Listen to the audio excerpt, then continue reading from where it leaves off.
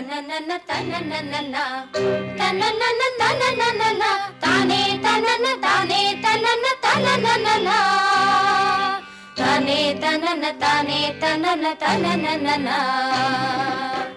చారడేసి సిగ్గుల చేమంతి మొగ్గల ఆడపిల్లలున్న ఇల్లె పూల పందిరి పూల పందిరి అట్ల తద్ది ఊయల సుబ్బి గుబ్బి పాటల ఆడపిల్లలాడు ఇంత సిరిమూవల సందడి సిరిమూవల సందడి.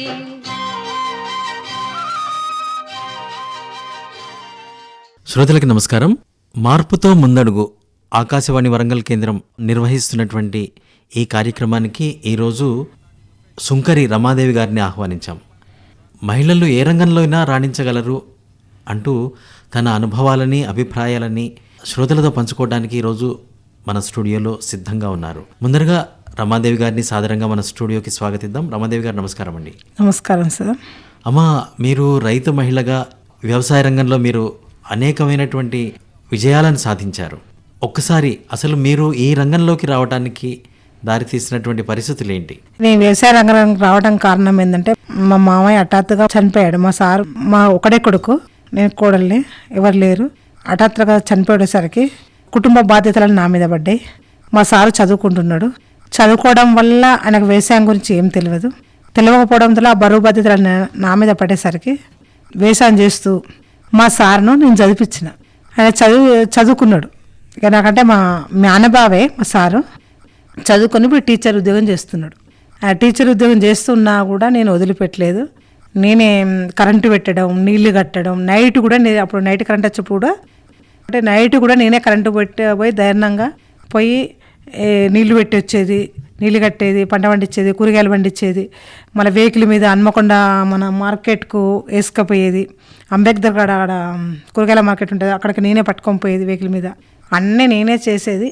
ఆ వ్యవసాయంతో ఇష్టంతో అట్లా చేసి ఇప్పుడు నాకు వదలాలనిపిస్తలేదు, చేయాలనిపిస్తుంది. అట్లా వ్యవసాయం చేసుకుంటూ చేసినాక ఆ వ్యవసాయంతో ఇష్టంతో ఇక మా సారు ఊక్కోమన్నా కూడా నాకు ఊరుకోలేదు. కానీ మా సారు చాలా ప్రోత్సహించింది నన్ను. వ్యవసాయం ఇంత ముంజందలో ఉన్నానంటే నేను ఇదంతా చేయకుండా మా సారు సహకారం చాలా బాగుంది. నాకు దేన్ని చేసినా కూడా బాగుండేది. అట్లా నేను కొద్ది రోజులు మహిళా సంఘాలు ఉండడం, లీడర్గా పనిచేసిన, ఫర్టిలైజర్ షాప్ పెట్టిన మా ఊళ్ళో. షాప్ పెట్టిన అప్పుడు రైతులకు దొరకలేదు. యూరియా బత్తాలు కావాలంటే లైన్లు కట్టేది, అందరూ లైన్లు కట్టి దొరకకుండా ఉండడం వల్ల చాలా ఇబ్బందులు పడేది. ఆ ఏడుకు ఎక్కడికో పోయి తెచ్చుకోడేది. అరే ఏంది ఇట్లా ఇబ్బంది పడతాను, మనమే ఎందుకు చేయకూడదని నేనే ఒక షాప్ పెట్టి మన వ్యవసాయ శాఖ ఒక సొసైటీ లాగా ఏర్పాటు చేసి షాప్ పెట్టి మందుల షాప్ ఏర్పాటు చేసిన. 120 మంది మహిళలందరినీ అలా చేర్చుకొని ఒక చేసి అందరం కలిసి ఒక సొసైటీ పెట్టి నేను సొసైటీ చైర్మన్గా ఉన్నా. కొద్ది రోజులు ఆ దుకాణం పెట్టి ఆ ఎరువు బత్తాలు మా ఊరికే చుట్టూ 4 ఊళ్ళో వచ్చకుండా పెట్టేట్టు చేసిన. అట్లా చేసినాక మళ్ళీ అంతా మంచిగా మామూలు అయిపోయినాక సర్పంచ్గా కూడా నేను చేసిన. మా ఊళ్ళో ఎలక్షన్లు వచ్చినాయి, సర్పంచ్ కూడా నిలబడ్డాను. అదే లేడీస్ అందరూ నన్ను బాగా చేస్తుందని అందరు ఎన్నుకున్నారు. అంటే మీరు 4 రంగాల్లో మీ యొక్క పాత్ర ప్రముఖంగా కనిపిస్తున్నది. అంటే ఒకటి వ్యవసాయ రంగంలోనే కాకుండా సహకార రంగంలోకి వచ్చారు, మహిళలని సంఘటితం చేస్తూ సహకార సంఘాలు ఏర్పాటు చేశారు. అట్లాగే వ్యాపార రంగం, దాంట్లో మీరు మీదైనటువంటి తరహాలో విజయాల్ని సాధించారు. అక్కడి నుంచి ప్రజా సేవలోకి కూడా మీరు ప్రవేశించారు. ఒకసారి ఒక్కొక్క రంగం గురించి మనం మాట్లాడదాం. అంటే ఫస్ట్ ఇంతకు ముందు మీరు మాట్లాడుతున్నారు, నేను రాత్రిపూట వెళ్ళి మోటార్ ఆన్ చేసేదాన్ని, మార్కెట్కు వెళ్తూ ఉంటానని, ఇట్లాంటి విషయాలు చెప్తున్నారు. మరి స్త్రీలకి చాలా భయాలు ఉంటాయి. రాత్రిపూట పొలంలోకి వెళ్ళడం అంటే పురుగు పుట్రా ఉండటమే కాకుండా ఇతరత్రా భయాలు కూడా ఉంటాయి, మీరు అర్థం చేసుకోగలరు. మరి మీరు అట్లాంటివేమీ ఎదుర్కోలేదా? మీకు ఎట్లాంటి సహకారం లభించింది మీ కుటుంబ సభ్యుల నుంచి? మా కుటుంబం వచ్చినా మా మాయ చనిపెట్టిన మా అత్తమ్మ ముసల్లే కాబట్టి ఆమె ఏం చెప్పేది. మా సారు చదువుతాడు కాబట్టి చిన్న పిల్లలు కూడా మా చిన్న పిల్లలే ఉంటే నేను పోయేదాన్ని. ఏంటంటే నైట్ పూట ఎవరికి తెలియకుండా మగవాళ్ళలాగానే ప్యాంట్ వేసుకునేది, షర్ట్ వేసుకునేది, ఇట్లా శాల్వలాగా ఇట్లా మీదకి ఏర్పడకుండా పోయేదాన్ని నేను. నాకు తెలిసి ఏం చేసేదంటే ఇంత కారపొడి తీసుకొని కవర్లో పోసుకొని ఇట్లా పట్టుకొని పోయేదాన్ని. ఎప్పుడు ఏ ప్రమాదం ఎటు ముంచుకొస్తుందో ఎవరైనా తెలియదని ఆ కారపొడి కవర్లో పోసుకొని పట్టుకొని పోయేది కరెంటు పెట్టేది నీళ్ళు కట్టేది ఓ బాటకుంటా పోయేది ఓ బాటకుంటా వచ్చేది నేను పోయినట్టు వచ్చినట్టు కూడా ఎవరికి తెలియకుండా అట్లా కొద్ది రోజులు నడిపించిన కొద్ది రోజులు తెలిసినా కూడా నేను ధైర్యంగా ఉండేది కాబట్టి ఎవరు ముందుకు రాలేదు ఏం చేయలేదు ఎలాంటి సంఘటన జరగదు నా భయానికి కొద్ది నేను జాగ్రత్త వహించినా కానీ ఎలాంటి ఇబ్బందులు కలగలేదు నాకు. బాగుంది. అసలు ఈ ధైర్యం రావడానికి మరి మీ తల్లిదండ్రులు కానివ్వండి మీ బాల్యంలో పరిస్థితులు కానీ ఏమైనా మిమ్మల్ని ప్రోత్సహించినాయా ప్రేరేపించినాయా? అంటే మా అమ్మ నాన్న కూడా వ్యవసాయం చేస్తారు. అంత ధైర్యంగా పోవడానికి ఏంది కారణం అంటే మా సార్ చదువుకుంటున్నాడు, ఇంట్లో చేసేవాళ్ళు లేరు, ఇంటి పెద్దగా నేను మారిన.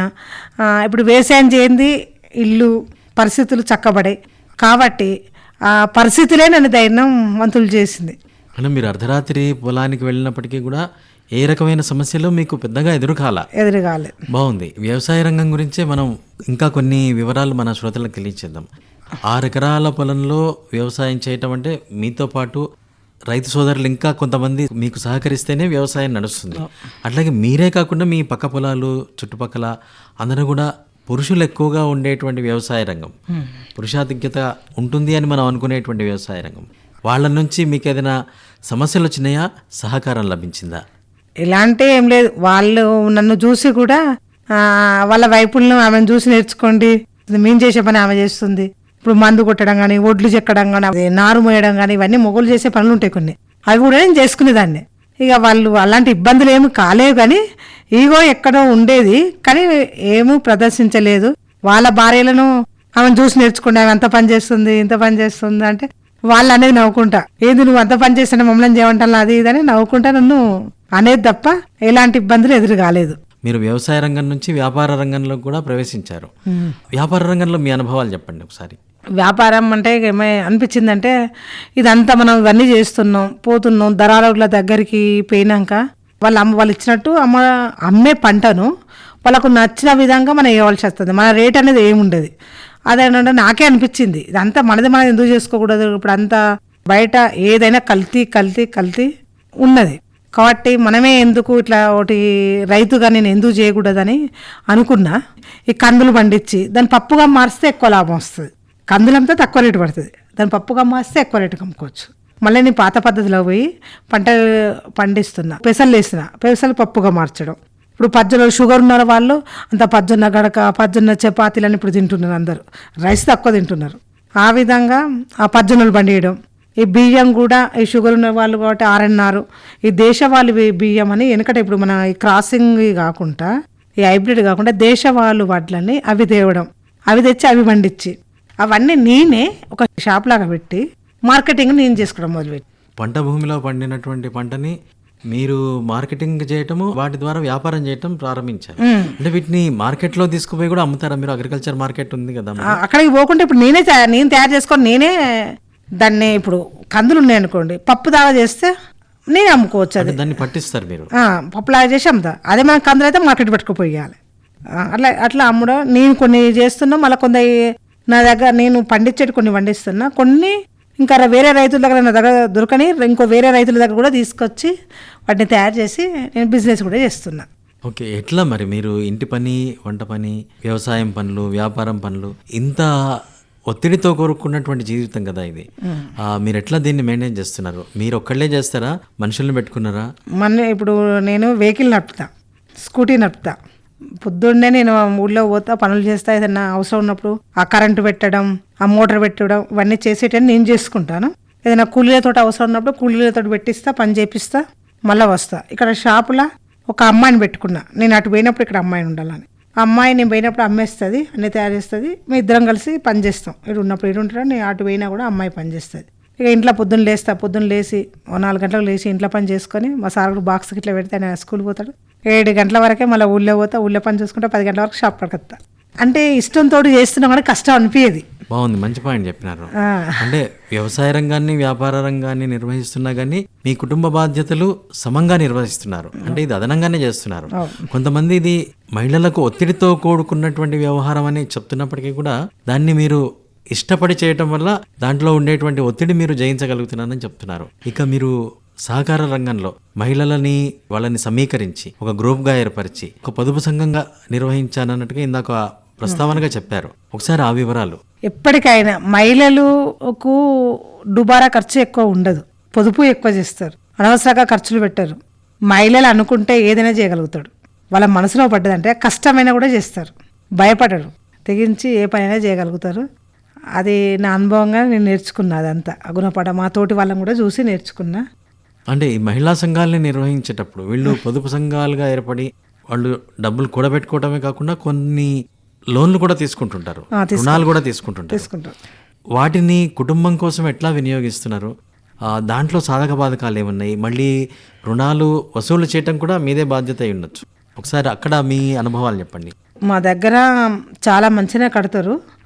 లోన్లు తీసుకుంటే కుటుంబానికి 1,00,000 రూపాయలు లోన్ తీసుకున్నారనుకోండి, 1,00,000 రూపాయలు మనం రూపాయి చేసి ఒకసారి చేయాలంటే కట్టదు. మనకు అప్పున్న కట్టుకోవడం, ఏదో బంగారం తీసుకుని కట్టుకోవడం, ఓ అమ్మాయికి పెళ్లి కోసం, దేనికోసం విధంగా వేస్తారు.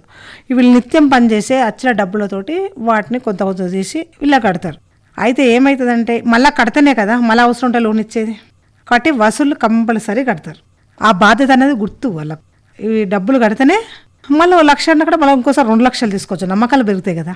ఇప్పుడు మనం కట్టకుంటుంటే దీంతో క్లోజ్ అవుతుంది అన్నది అందరి సమక్షంలో అనుకొని మాట్లాడుకొని ఆ చేయడం వల్ల అందరూ తెలిసిపోయింది. ఇవి కడితేనే కదా మనకు అవసరానికి ఉపయోగపడతాయి. మళ్ళీ తక్కువ ఇంట్రెస్ట్, బయటికి పోతే ₹2 ఇంట్రెస్ట్. ఇప్పుడు బయట తెచ్చుకుంటే వ్యాపారాలు చేసేవాడే ₹2 ఇంట్రెస్ట్ ఉంటుంది, ఇక్కడైతే పావుల వడ్డీ.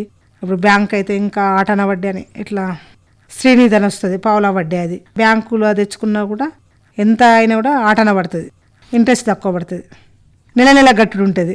అట్లా అది మనం వ్యాపారం దగ్గర తెచ్చుకున్న కూడా నెల కట్టలేరు కదా. సహకార సంఘ నిర్వహణలో మహిళల్ని సమీకరించడంలో, వాళ్ళకి రుణాలు ఇప్పించడం, వాళ్ళ పొదుపుని మళ్ళీ బ్యాంకులలో జమ చేయటం, ఇవన్నిట్లో బ్యాంకుల చుట్టూ కూడా తిరగాల్సిన అవసరాలు ఉంటాయి. ఒకసారి అక్కడ మీకు ఎదురైనటువంటి ఒక మంచి అనుభవం, మీరు ఒక క్రైసిస్ అంటే ఒక గమ్మత్తైన పరిస్థితి వస్తుంది ఒక్కొక్కసారి, దాన్ని మీరు ఎట్లా అధిగమించారు? అంటే కొన్ని కట్టని వాళ్ళ దగ్గర నుంచి వెళ్ళి కొన్ని ఫస్ట్లో ఇబ్బందులు జరిగినాయి, తెలియక కూడా వాళ్ళ దగ్గర ఉండకనో కట్టకపోతే కట్టకుండా అది ఏం చేస్తుంది, ఇప్పుడు లేనిది ఏం చేయాలని కూడా తిరగబడ్డ వాళ్ళు కూడా ఉన్నారు. అప్పుడు ఏం చేయాలంటే అందరం కూర్చొని ముక్కుబుడుగా కూర్చొని ఇప్పుడు దీంతో పోయేది కాదు. ఒకసారి బ్యాంకులో కూడా కట్టను వాళ్ళు చేయబట్టి వేరే ఇప్పుడు ఒక 10 మంది గ్రూప్ ఉన్నప్పుడు వీళ్ళందరికీ లోన్ ఇవ్వరు, వాళ్ళు అర్థనే ఇస్తారు. అప్పుడు అందరూ కూర్చొని ఒక్కళ్ళు చేయబట్టి ఇంతమందికి ఇబ్బంది అవుతుంది, మనం కడితేనే కదా వాళ్ళు ఇచ్చేది, మళ్ళీ మనకి ఎక్కువ లోన్ ఇచ్చేది, మనకు నమ్మకాలు ఉంటే బ్యాంకును వాడుకోవాలి, ఇప్పుడు బయటికి పోతే ఇదంతా అవుతుంది అని అందరం కూర్చొని మాట్లాడుకొని కలిసే కట్టగా ఇదంతా చేసి ఆమె అప్పంతా అందరూ తలాయింత తీసుకొని కట్టి, ఆ తలాయింత తీసుకొని కట్టి మళ్ళీ లోను తీసుకున్నాక మళ్ళీ మేము ఆ డబ్బులు తీసుకొని అట్లా కూడా చేసినాం. కట్టని వాళ్ళ పరిస్థితులు ఉన్నప్పుడు కూడా ఆ లోన్ తీసుకొని మళ్ళీ కట్టేది ఆమె ఫ్రీగా కట్టేసింది. ఇట్లా నా గురించి ఇట్లా చేసింది కదా అన్నట్టు. ఏదైనా అర్థం చెప్పడం చేయడం, చర్చల ద్వారా చాలా సమస్యలు పరిష్కారం.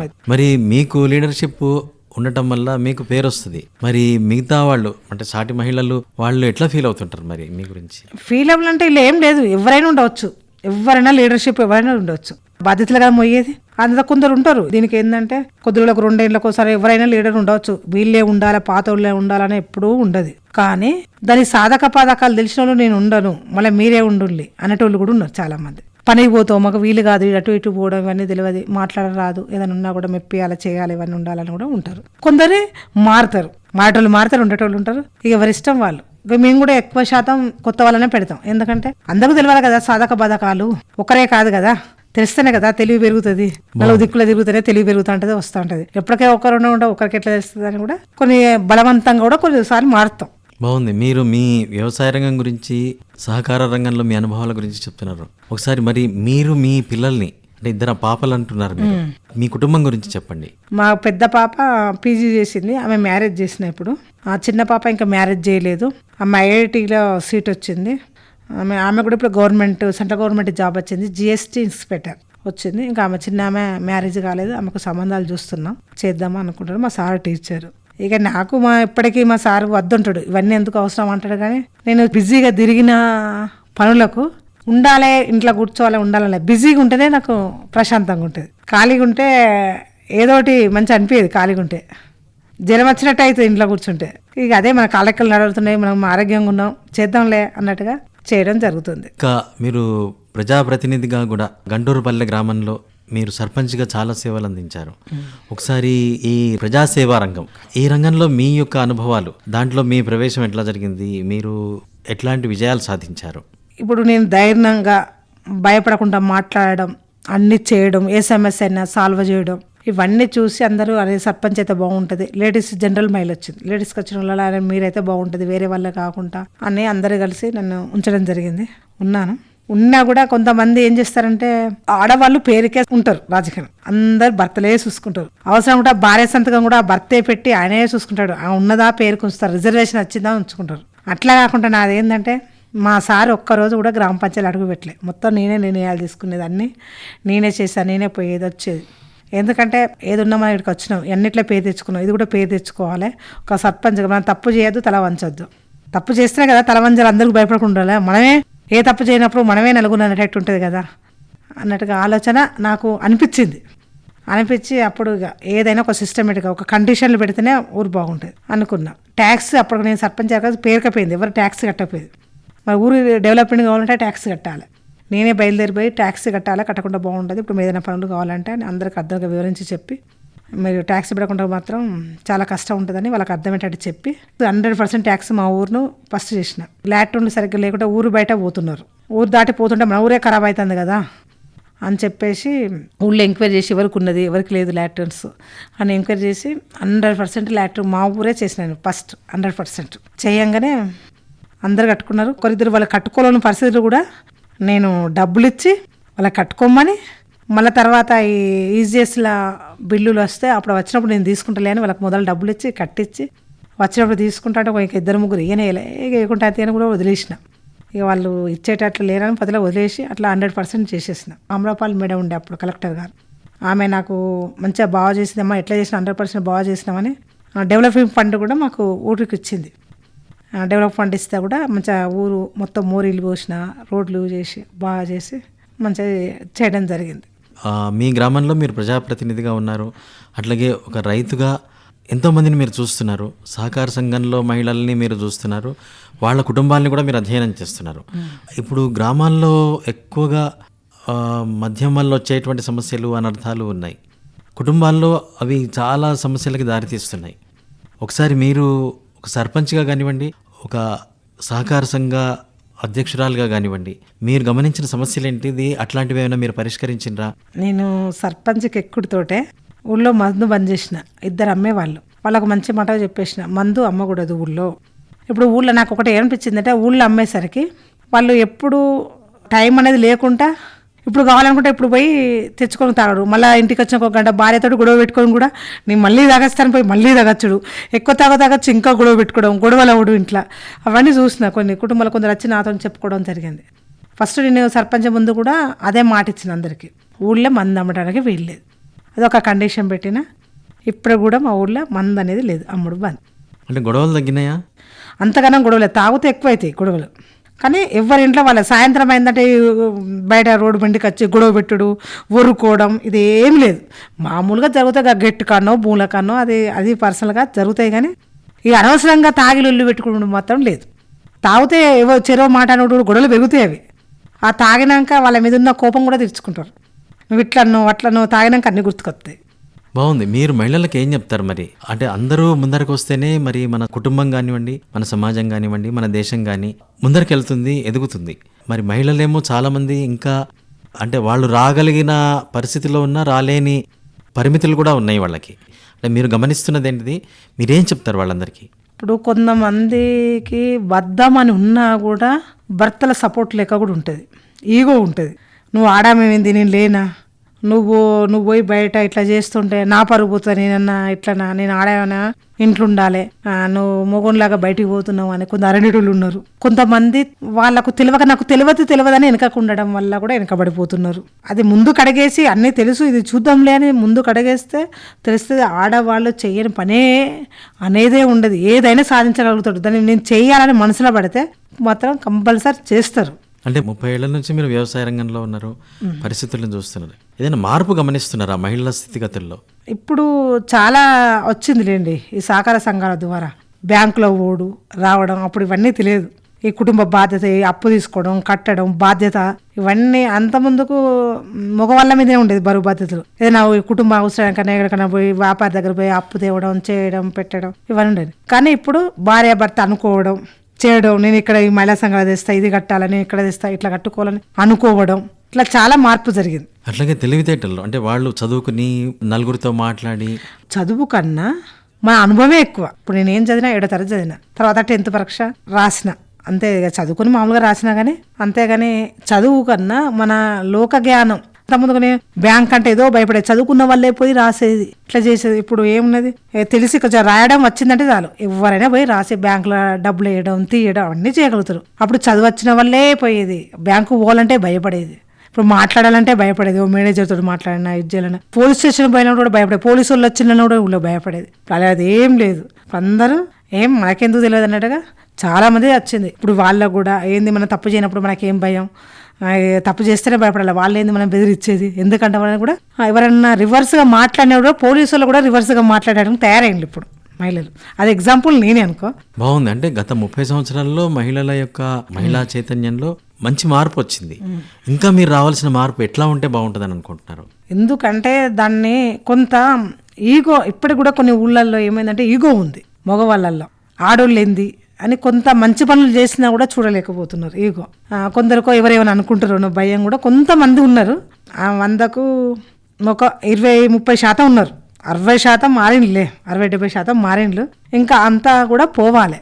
అచ్చా, ఒక తల్లిదండ్రి వాళ్ళ పిల్లలు అమ్మాయిలు అబ్బాయిలు ఇద్దరు ఉన్నారు. అబ్బాయిల్ని పెంచే విధానంలో కూడా తల్లి తండ్రి ఇద్దరు జాగ్రత్త తీసుకోవాలి. ఎందుకంటే పిల్లలు బయటికి పోయి వేరే ఆడపిల్లల్ని ఇబ్బంది పెట్టకుండా ఉండటానికి మీరేమైనా సలహాలు సూచనలు ఇస్తారా? మరి ఇంతమందిని మీరు చూసిండ్రు కదా, అంటే అమ్మాయిలు ఉన్న వాళ్ళని చూసినారు, అబ్బాయిలు ఉన్న వాళ్ళని చూసినారు, సమాజంలో పేపర్లలో వస్తున్నటువంటి వార్తలను మీరు చదువుతూ గమనిస్తున్నారు. మీరేం చెప్తారు మగపిల్లల్ని పెంచడానికి, అమ్మాయిల పట్ల ప్రవర్తించే విధానాన్ని మార్చుకోవటానికి మీరేం చెప్తారు? ఇప్పుడు ఈ ఈగో గురించి చెప్తున్నారు, ఆ ఈగో పోవాలంటే ఏం చేయాలి మరి? ఇప్పుడు ఇంట్లో తల్లిదండ్రులను బట్టే పిల్లలు 50% నేర్చుకుంటారు, 50% బయట చూసి నేర్చుకుంటారు. మనం తల్లిదండ్రులు మనకి ఎన్ని ఉన్నా, లోపల ఎంత బాధ ఉన్నా, కోపాలు ఉన్నా పిల్లల ముందుకు రావద్దు. అది పరిస్థితులు ఏదో అనుకూలించక చిన్న చిన్న గొడవలు అయితే ఉంటుంది, అది పిల్లల ముందుకు రాకుండా ఈ తల్లిదండ్రులను చూసి పిల్లలు నేర్చుకుంటారు. ఏమో మా అమ్మ నాన్న ఎట్టుంటారు అంటే, ఇప్పుడు మగవాళ్ళు ఇప్పుడు భార్యను గౌరవించడం, ఇప్పుడు భర్త ఇప్పుడు మగవాళ్ళని పెంపేటప్పుడు వాళ్ళ నాన్న వాళ్ళ అమ్మను ఏ విధంగా గౌరవిస్తున్నాడో అది చూసి నేర్చుకుంటాడు. ఏ విధంగా చేస్తున్నాడు, ఏ విధంగా గౌరవిస్తున్నాడు, ఎట్లున్నా అది చాలా ముఖ్యం. ఆడపిల్లలైతే భర్తను ఎట్లా గౌరవించాలి, ఏం చేయాలి.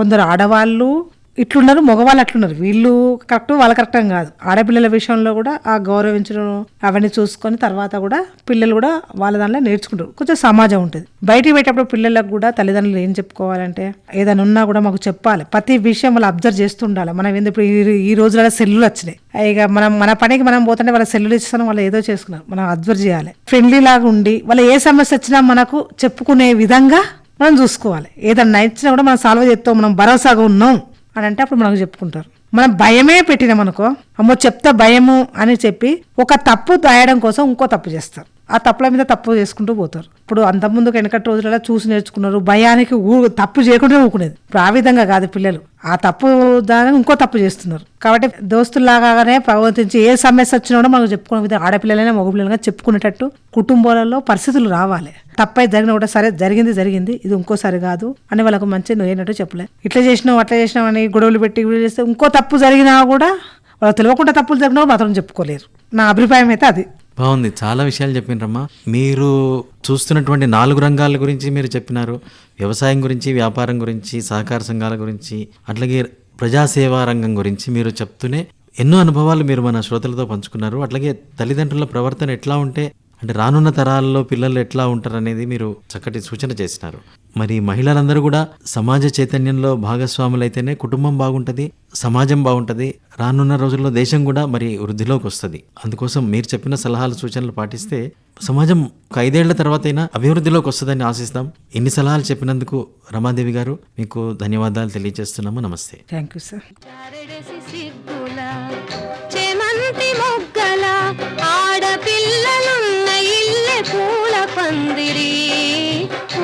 పందిరి అట్ల తద్ది ఊయల సుబ్బి గుబ్బి పాటల ఆడపిల్లలాడు ఇంత సిరిమూవల సందడి పూల పందిరి ఇంట సిరిమూవల సందడి, పూల పందిరి ఇంత సిరిమూవల సందడి.